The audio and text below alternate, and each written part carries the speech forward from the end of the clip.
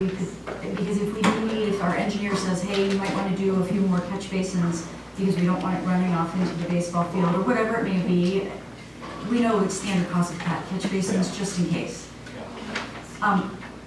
So we have a motion and a second. I want to say that I'm going to vote for the motion just to get the data, but I am not in favor of moving the snow out of the business district except for severe safety concerns. I would, my preference is when the vote comes there. Okay, thank you so much. Okay, so we have a motion and a second. Does Can we any hear the motion, please? Yes. Trustee Menta moved to direct staff to come back with options for snow storage in lots B or and C with an associated parking analysis, second by trustee Mock. Any further discussion? Seeing none, all those in favor say aye. Aye. Any opposed? Motion carries. Thank you so much. The next agenda item is to consider, okay, so 9B, consider service level options for the planning and development department.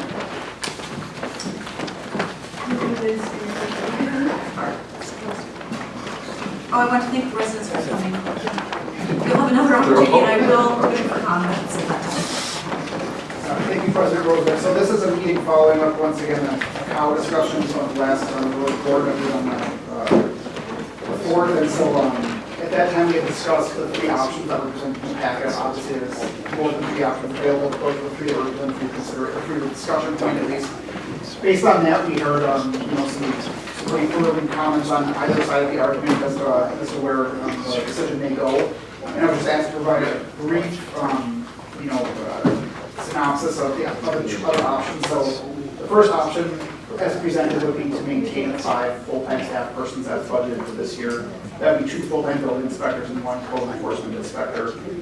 There weren't any questions on that option. That's how it's been operating. The duties were described in there, and Tim once again is here. There's some question on enforcement duties, in particular programs or things that he's currently charged with.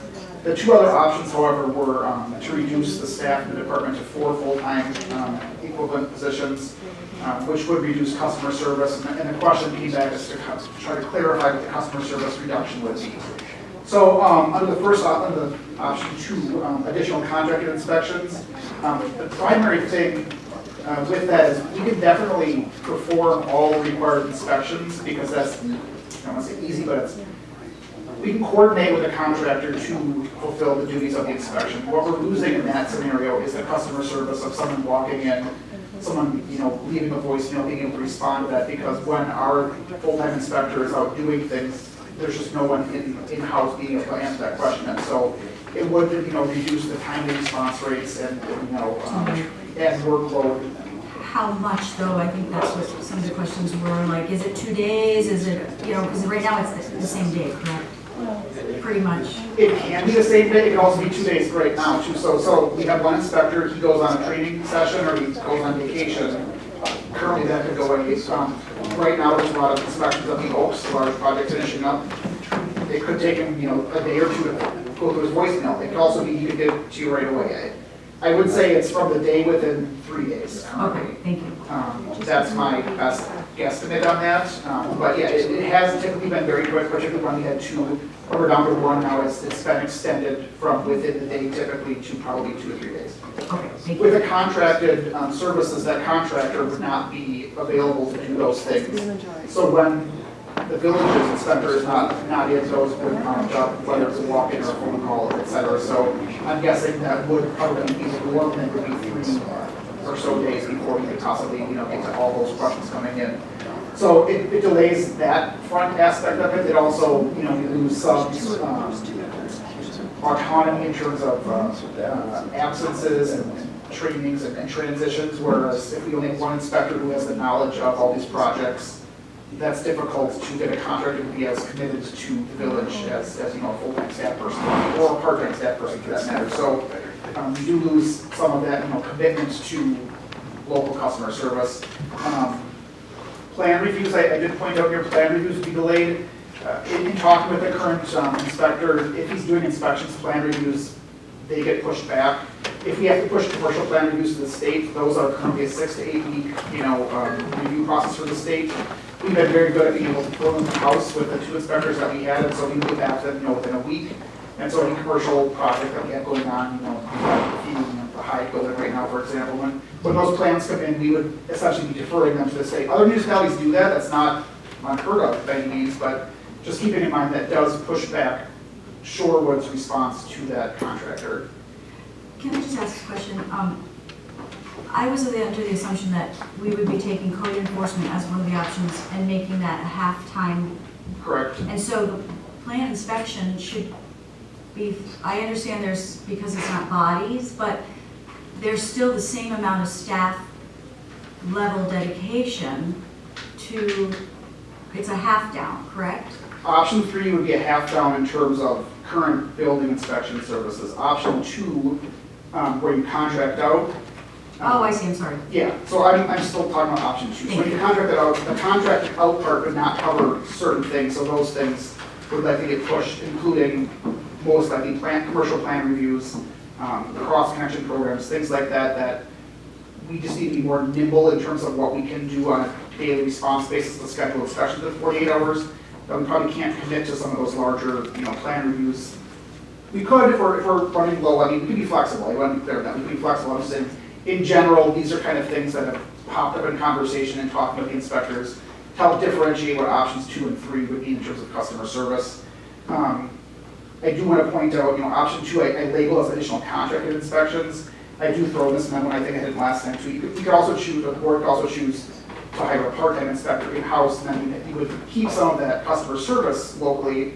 The inspector would have, and he did point out, it's codes aren't the easiest thing to interpret sometimes, right? So having someone in-house to bounce things back off and forth is really good for employee professional development and retention. Comes to my office, and I love to speak with them, but I'm not an inspector. When you say code, is that building code or zoning code? Building code. Because that's a state, it's the same across the state. Correct, but I'm just saying, so if you get a tricky case, it's good to have someone to bounce it off with. So I'm just saying, in option 2, where I say it's contracted inspection services, you could also realize some savings by doing just a part-time. Option 1 is hiring a full-time person back. Option 2 is either contracting, I'm saying part-time. Could bring back some of those customer service levels in-house. That person could be here half days or 3 days a week, et cetera, as opposed to a contracted person who we only use as needed. Less cost savings with that measure, but more customer service. Thank you. Trustee Warren. I think you're answering this by the way you're talking, but I just want to be clear. You have a strong preference, if you were to choose option 2, you have a strong preference between a contracted person and hiring someone part-time in-house? Part-time in-house for sure with option 2. Just in talking with my inspector, having someone be able to answer those questions, I mean, I will tell you the preference on the inspection side of things would be to hire a full-time inspector back. I'll be clear on that in terms of what they're thinking in terms of how they can operate most functionally. When I presented the contracted service, the questions kind of came back, well, have we considered the part-time? Because that at least gives access to that person more frequently than a contractor. So to answer your question, part-time would be better than contract. And the current code enforcement officer would stay full-time? In option 2, and once again, you guys, the board can pick, however they want to permeate it, but in option 2 was presented as a full-time code enforcement inspector. And then you're just negotiating an additional 5%, 50%? Right, so option 2 discusses, so option 1 is hiring the inspector back, option 2 would be somehow finding a way, either contracted or part-time, to get some inspection services back, to not lessen customer service completely, but that would keep the enforcement arm of things in current state. Option 3, if I can just transition real quickly, would be to utilize the current code enforcement job description and make that a half job description with the other half performing building inspection services, most likely residential building inspection services. That's most of what we do. So that would be 1.5 inspectors doing building code and then 1/2 code enforcement. So if we use code enforcement, with that one, that's where we would need a lot of education in-house and to the public as to what reduced code enforcement would be the preference. Would you also recommend though, I mean, there is another hybrid, just hiring that half-time? So we had 2 inspectors. With code enforcement coming half-time, you're still at 1.5, right? Mm-hmm. Would you also be recommending, or what's your preference of hiring someone part-time So we're still gonna be down half a position for code enforcement, but it would complete 2 positions for inspection, is that correct? Correct, correct. There That's are a another number of ways of doing this. I'm just wondering if that would Right. be better. In terms of the current staffing levels, option 3 would maintain the in-house knowledge that we have. The code inspector has helped out with building inspection over the past 2 years anyways. He's gotten training to do that. So the thought with option 3 would be if you wanted to do a part-time code enforcement Oh, I job, feel bad. we could keep the other half of that job description open for inspection services, and that would maintain the 4 existing staff that we had. So And if we hired someone half-time, like in option 2, we have some would it be half-time, for enforcement? excuse me? It would be for, okay. Yep. Option 2 would be hiring some half-time for building inspection. But like I said, there are numerous ways to proportion this out. I guess what the conversation was, and I realized this is part of a larger budget discussion which is going on, on a semi-daily basis almost about the other meetings. So I just wanted to get some direction so I knew how to proceed with staffing levels yet this year and preparing for moving forward. I understand the decision may not be capable of being made outside of that, but when I initially found out the resignation, I had pursued doing it and was told to hold off. So we contracted with commercial electrical for a little bit.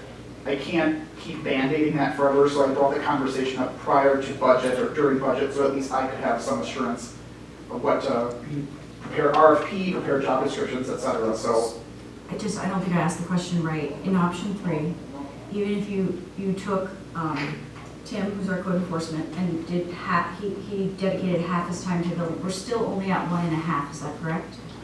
For building inspection? we'd be at 1 in option 3. We would be reducing enforcement, so half of that would go away. But for building inspections, if we wanted to keep it at 2 full-time equivalent people doing building inspections, so there was no delay in return calls, maximum flexibility, we would only have 1.5 right now in option 3. Correct. For building inspection. Correct. So we could, if the board's will was to keep building inspection at 2 equivalent full-time, then you could hire in a half-time, like you said, in option 2. Correct. You could. And that would only save us half a position. Correct. Okay, thank you. Yeah, we'll go to 4.5. The other 2% is Instead 4. of- Yeah. Okay, thank you. Trustee Maher and then trustee I'm trying to Martin. understand your workload. I mean, the last few years you had the mosaic, you now have the oaks. Those are all kind of finishing up. Is that gonna cut the inspection need? And I'm thinking if eventually we're gonna get some projects going, hopefully. We could stick, we contract, we get a big project. That was the thought behind option 2, was that you could contract out when you're busier, right? So if you had a larger project, you could, within the developer agreement, if there wasn't existing, you could build that into the requirement that they need to pay for additional inspection services. So, yeah, over the past, 5 years or so, there's typically been a larger project going on, and that definitely has pushed the need for both of those to be there. I will say they're currently really busy right now, but yes, the mosaic is part of that. But residential fluxes up and down as well.